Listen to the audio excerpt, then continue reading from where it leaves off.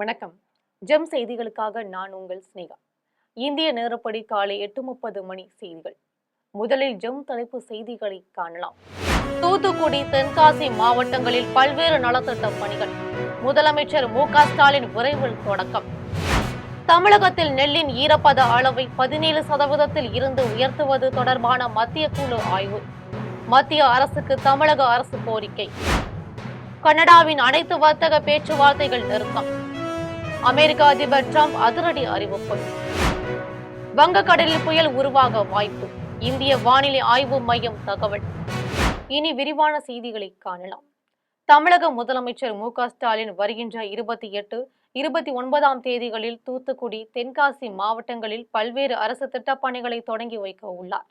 முதலமைச்சர் மு.க. ஸ்டாலின் ஒவ்வொரு மாவட்டங்களிலும் சுற்றுப்பயணம் மேற்கொண்டு அரசு திட்ட பணிகளை துவக்கி வைத்து நலத்திட்ட உதவிகளை வழங்கி வருகிறார்.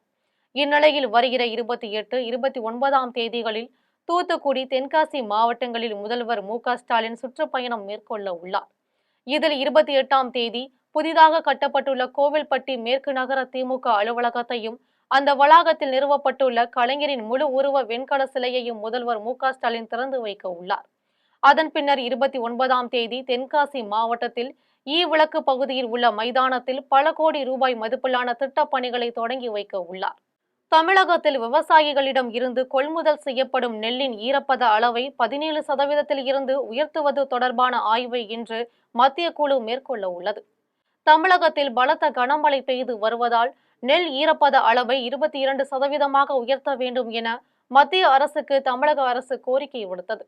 இதுகுறித்து மத்திய அரசு நெல்லின் ஈரப்பத அளவை ஆய்வு செய்வதற்காக 3 குழுக்களை அமைத்துள்ளது.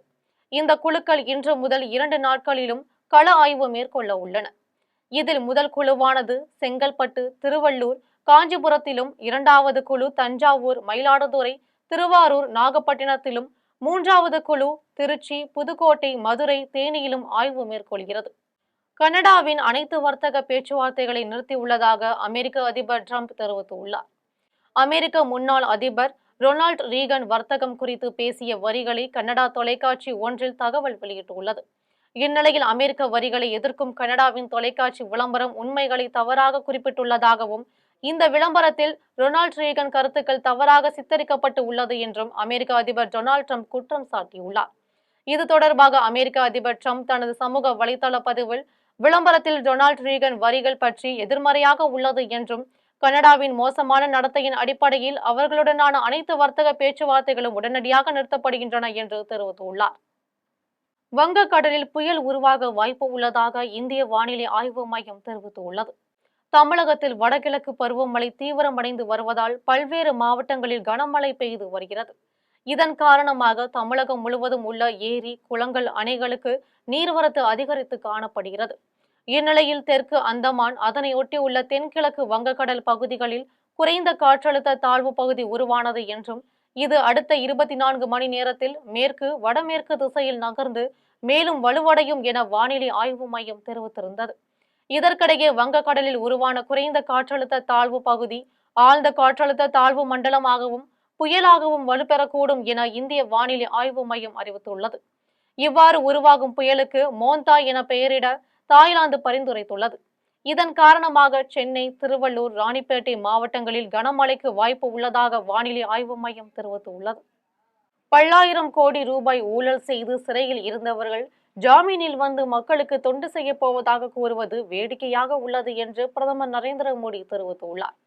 பீகார் மாநிலத்தில் சமஸ்டிபூரில் தேர்தல் பரப்புரை கூட்டத்திற்கு சென்ற பிரதமர் மோடி முன்னாள் முதலமைச்சர் பாரத் ரத்னா கர்பூரி தாக்கூர் சிலைக்கு மாலை அணிவித்து மரியாதை செலுத்தினார். அவர் கர்பூரி தாக்கூர் குடும்பத்தினரையும் சந்தித்து பேசினார். அப்பொழுது முதலமைச்சர் நிதிஷ்குமாரும் உடன் இருந்தார். தேர்தல் பரப்புரை கூட்டத்தில் பேசிய பிரதமர் மோடி, நல்லாட்சி செய்து பீகாரை வளப்படுத்திய கர்பூரி தாக்கூரால் தான் மிகவும் ஈர்க்கப்பட்டதாக கூறினார். அவரை தங்களுடைய முன்னோடியாக கூறிக்கொள்ளும் ராஷ்டிரிய ஜனதா தள தலைவர் ஆயிரக்கணக்கான கோடிகளை ஊழல் செய்துவிட்டு சிறையில் இருந்து பிணையில் வெளியில் வந்துள்ளதாக கூறினார். GST வரி குறைப்பால் மக்கள் அனைவரும் பயன் அடைந்துள்ளதாகவும் பிரதமர் மோடி கூறினார். 69 மாமன்ற உறுப்பினர்கள் இருந்தும் ஒரு மேயரையோ, மண்டல தலைவர்களையோ, நிலைக்குழு உறுப்பினர்களையோ தேர்ந்தெடுக்க முடியாத ஒரு அரசாங்கமாக திமுக திகழ்ந்து வருகிறது எனவும், ஊழல் நிறைந்த கட்சியாக திமுக செயல்பட்டு வருகிறது எனவும் மதுரையில் முன்னாள் அமைச்சர் செல்லூர் ராஜு தெரிவித்தார். சுதந்திர போராட்ட வீரர்களுக்கான மருது சகோதரர்களின் குரு பூஜையை முன்னிட்டு அதிமுக சார்பில் மதுரை ரயில் நிலையம் அருகே உள்ள காற்றோடு பகுதியில் அமைக்கப்பட்டுள்ள மருது சகோதரர்களின் சிலைகளுக்கு முன்னாள் அமைச்சர் செல்லூர் ராஜு மாலை அணிவித்து மரியாதை செலுத்தினார். நிகழ்ச்சியை தொடர்ந்து செல்லூர் ராஜு செய்தியாளர்களை சந்தித்து பேசினார்.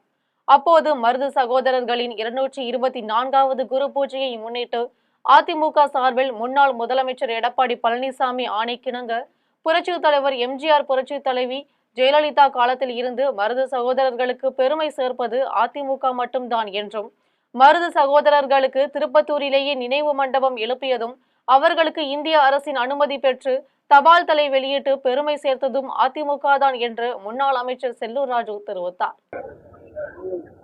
கழகத்தின் சார்பாக கழக பொதுச் செயலாளர் புரட்சி தமிழர் எடப்பாடியாருடைய ஆணைக்கிணங்க புரட்சித் தலைவர் அம்மா காலம் தொட்டு மருது சகோதரருக்கு பெருமை சேர்த்து வருவது அண்ணா திராவிட முன்னேற்ற கழகம் ஒன்றுதான்.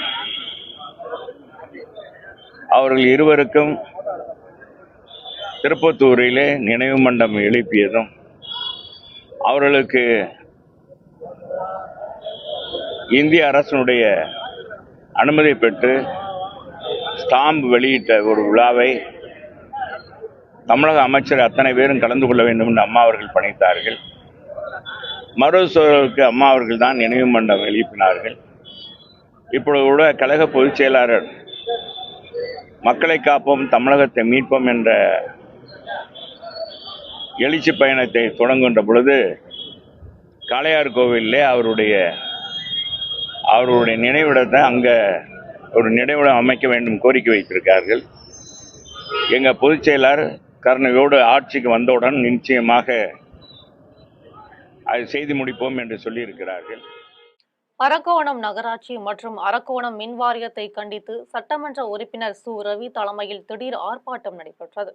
ராணிப்பேட்டை மாவட்டம் அரக்கோணம் நகராட்சிக்கு உட்பட்ட பகுதிகளில் கடந்த 2 நாட்களாக கனமழை பெய்து வரும் நிலையில் தாழ்வான பகுதிகளில் உள்ள குடியிருப்பு பகுதிகளில் மழைநீருடன் கழிவுநீர் வீடுகளில் புகுந்துள்ளதால் பொதுமக்கள் பெரும் சிரமத்திற்கு ஆளாகினர். மேலும் அரக்கோணம் நகராட்சி மழைக்கால முன்னெச்சரிக்கை நடவடிக்கை எடுக்கவில்லை என்றும், மழையால் பாதிக்கப்பட்ட பகுதிகளில் துரிதமாக செயல்பட்டு மழைநீரை வெளியேற்றவில்லை எனவும், கடந்த 2 நாட்களாக இரவு நேரத்தில் மின்சாரம் துண்டிக்கப்பட்டுள்ளதால் பெரிதும் அவதிப்படுவதாகவும் பொதுமக்கள் தெரிவிக்கின்றனர். இந்நிலையில் மழைநீரை அகற்றாத அரக்கோணம் நகராட்சி நிர்வாகத்தை கண்டித்து அரக்கோணம் நகராட்சி அலுவலக வளாகத்தின் நுழைவு வழியில் அரக்கோணம் சட்டமன்ற உறுப்பினர் சு ரவி தலைமையில் திடீரென அதிமுகவினர் ஆர்ப்பாட்டத்தில் ஈடுபட்டனர். இதில் அதிமுக முக்கிய நிர்வாகிகள், அதிமுக நகராட்சி கவுன்சிலர்கள் என ஏராளமானோர் கலந்து கொண்டு அரக்கோணம் நகராட்சி மற்றும் அரக்கோணம் மின் வாரியத்திற்கு எதிராக கண்டன கோஷங்களை எழுப்பினர். காஞ்சிபுரம் மாவட்ட ஆட்சியர் அலுவலகத்தில் தமிழ்நாடு குடிநீர் வடிகால் வாரியம் சார்பில் மழைநீர் சேமிப்பு விழிப்புணர்வு விளம்பர வாகன பேரணியை ஆட்சியர் கலைசெல்வி கொடியசைத்து தொடங்கி வைத்தார். வடகிழக்கு பருவமழையின் போது மழைநீரை சேகரித்து நிலத்தடி நீர்மட்டத்தை உயர்த்தும் பொருட்டு தமிழ்நாடு குடிநீர் வடிகால வாரியம் சார்பில் மழைநீர் சேகரிப்பு தொடர்பான விழிப்புணர்வு ஏற்படுத்தப்பட்டு வருகிறது. காஞ்சிபுரம் மாவட்ட ஆட்சியர் அலுவலகத்தில் மழைநீர் சேமிப்பு விழிப்புணர்வு விளம்பர வாகனத்தையும் பேரணியையும் ஆட்சியர் கலைசெல்வி தொடங்கி வைத்தார். பேரணியில் கலந்து கொண்டு விழிப்புணர்வு விளம்பர வாகனத்தில் ஒளிபரப்பப்பட்ட குறும்படத்தை அவர் பார்வையிட்டார். விழிப்புணர்வு பேரணியில் மாவட்ட வருவாய் அலுவலர் வெங்கடேஷ், தமிழ்நாடு குடிநீர் வடிகால் வாரிய நிர்வாக பொறியாளர் செல்வராஜ் ஆகியோர் கலந்து கொண்டனர். வருவாய் நுண்ணறிவு பிரிவினர் டெல்லியிலும் புறநகர் பகுதிகளிலும் 3 நாள் நடத்திய சோதனையில் வேதிப்பொருட்களை கொண்டு போதைப் பொருள் தயாரிக்கும் நிறுவனங்களை கண்டறிந்து அளித்துள்ளனர்.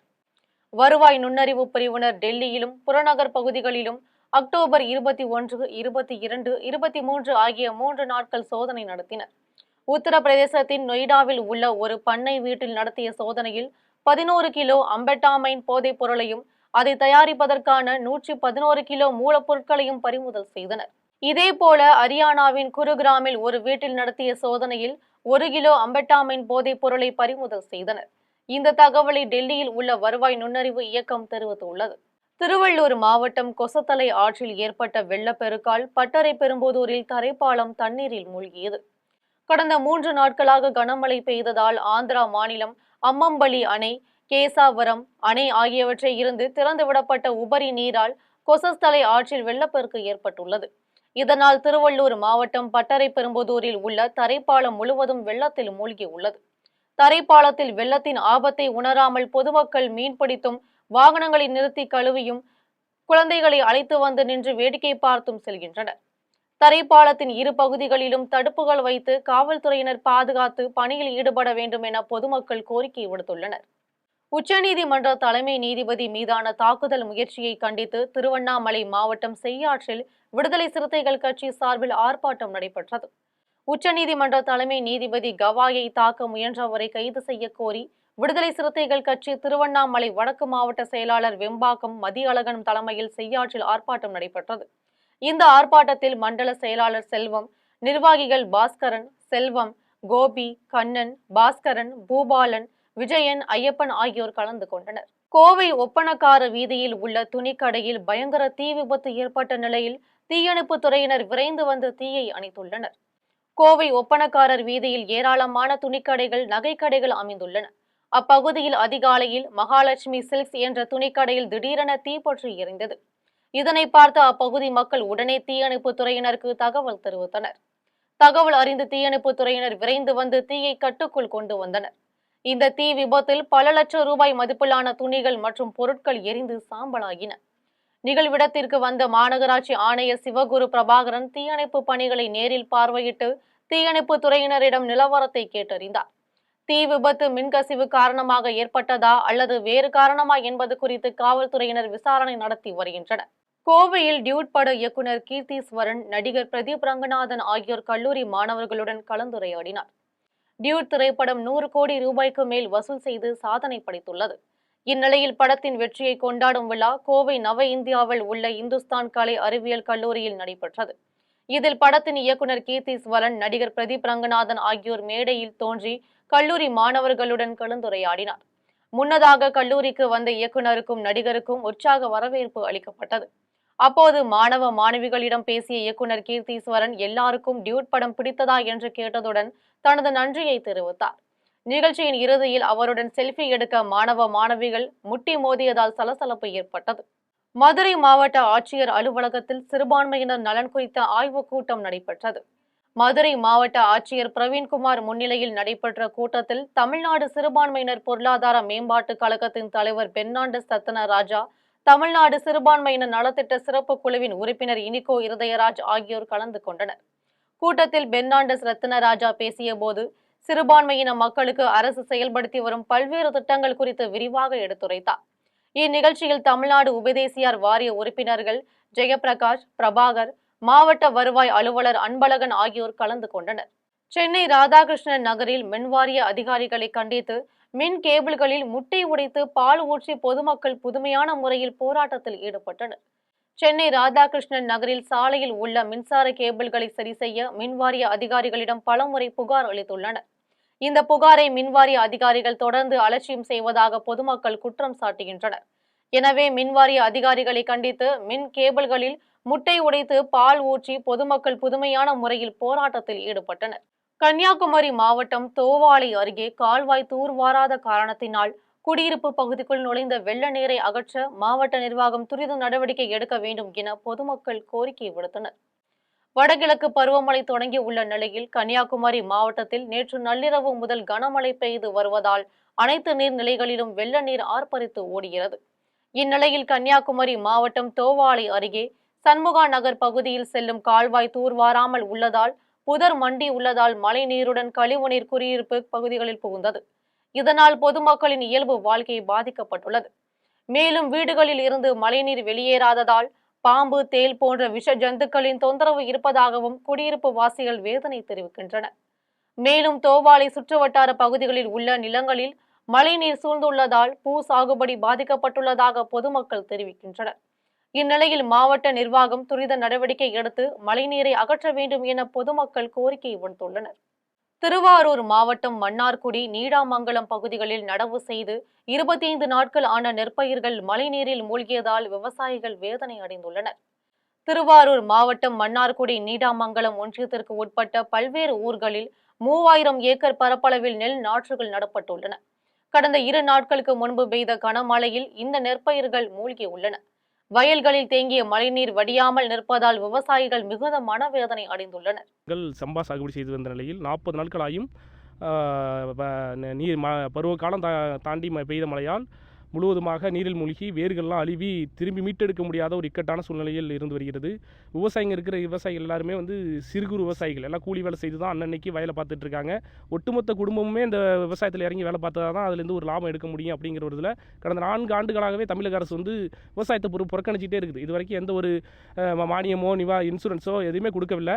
இந்த பருவம் தாண்டி பெய்த மழையால் கடந்த 1 மாத காலமாக பெய்த மழையில் எல்லா பயிர்களும் மூழ்கி வேர்கள்லாம் அழுகி உள்ளது. இதை மீட்டெடுக்க முடியாது. ஆகவே தமிழக அரசு அதிகாரிகளோ இதுவரையும் எந்த ஒரு பார்வையும் இடலை. இந்த மக்கள் மிகுந்த ஒரு இக்கட்டான சூழ்நிலையை ஆளாகி இருக்கிறாங்க. உடனே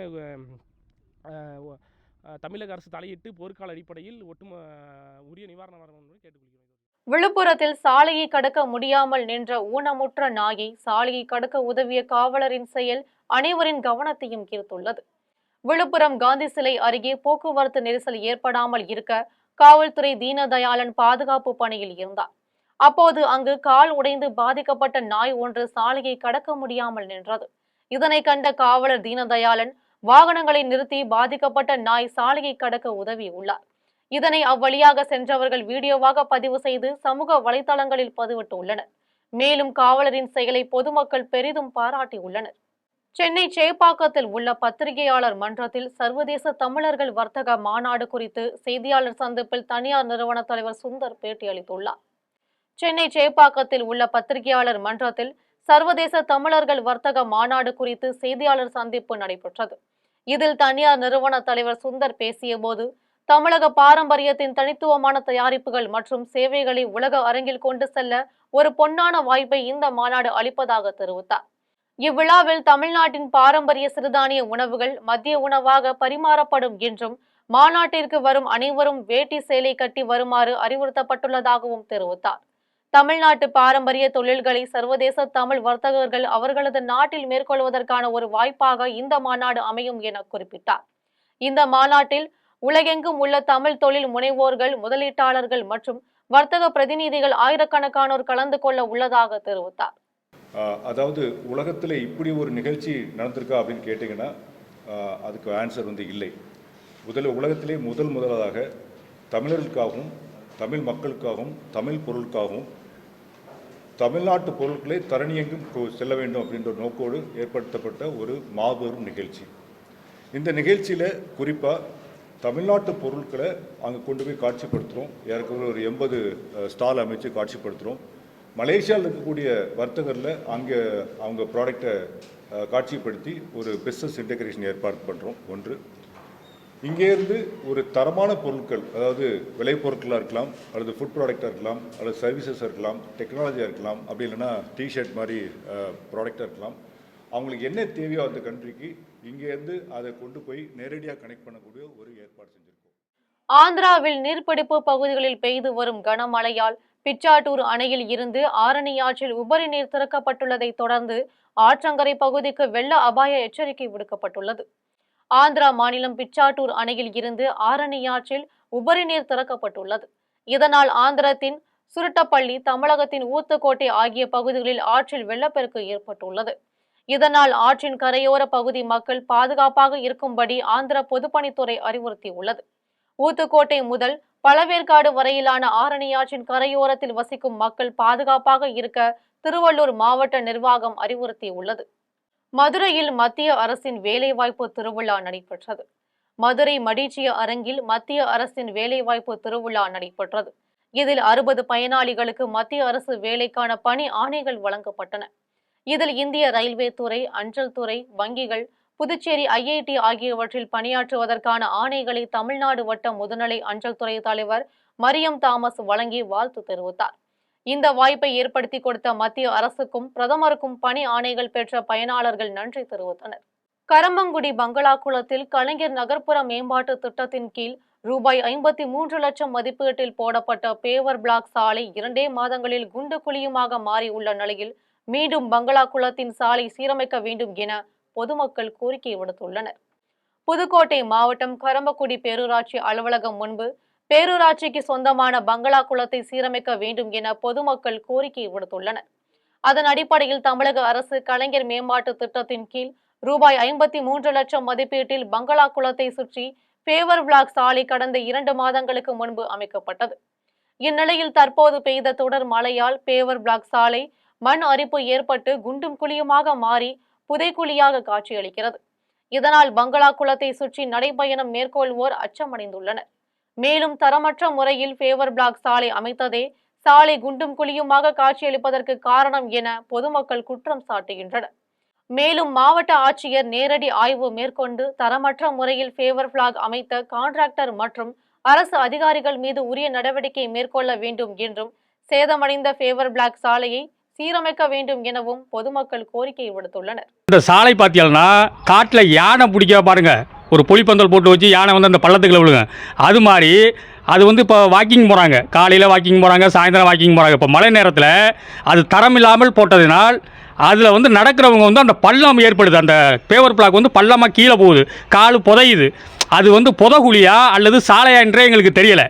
அது வந்து தரமில்லாமல் போட்ட அந்த கான்ட்ராக்டுக்காரருக்கு உதவியாக இருந்த அரசு அதிகாரிகள் அத்தனை பேர் மீதும் மாவட்ட ஆட்சியர் நடவடிக்கை எடுக்க வேண்டும், அரசாங்கம் நடவடிக்கை எடுக்க வேண்டும்.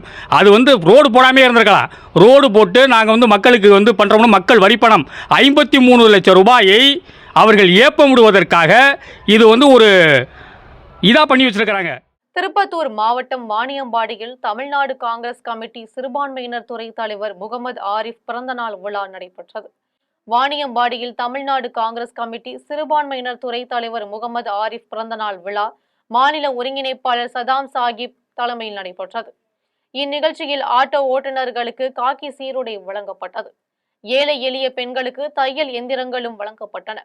இந்நிகழ்ச்சியில் வாணியம்பாடி காங்கிரஸ் கமிட்டி சிறுபான்மையினர் துறை சார்ந்த நிர்வாகிகள், ஆட்டோ ஓட்டுநர்கள், பொதுமக்கள் என கலந்து கொண்டனர்.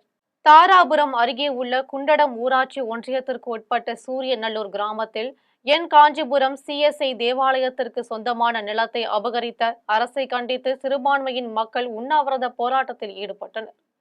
திருப்பூர் மாவட்ட தாராபுரம் அருகே உள்ள குண்டடம் ஊராட்சி ஒன்றியத்திற்குட்பட்ட சூரியநல்லூர் கிராமத்தில் என் காஞ்சிபுரம் CSI தேவாலயத்திற்கு சொந்தமான நிலம் அரசால் அபகரிக்கப்பட்டதாக குற்றச்சாட்டு எழுந்துள்ளது.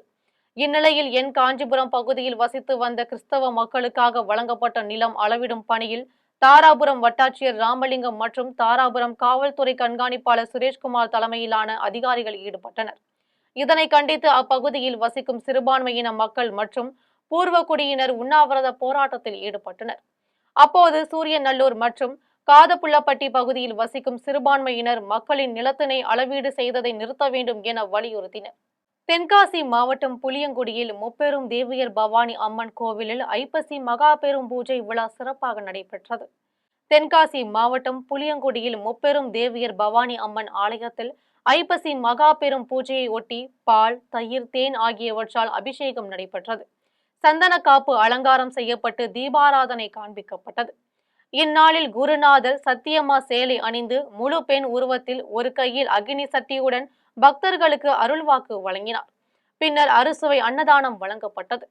இப்பூஜையில் கலந்து கொள்வதன் மூலம் திருமண தடை நீங்கும் என்றும் தீராத நோய்கள் தீரும் என்றும் பக்தர்கள் தெரிவித்தனர்.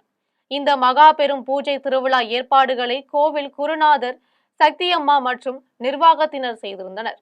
மீண்டும் ஜெம் தலைப்பு செய்திகள். தூத்துக்குடி, தென்காசி மாவட்டங்களில் பல்வேறு நலத்திட்ட பணிகள். முதலமைச்சர் மு.க.ஸ்டாலின் விரைவில் தொடக்கம்.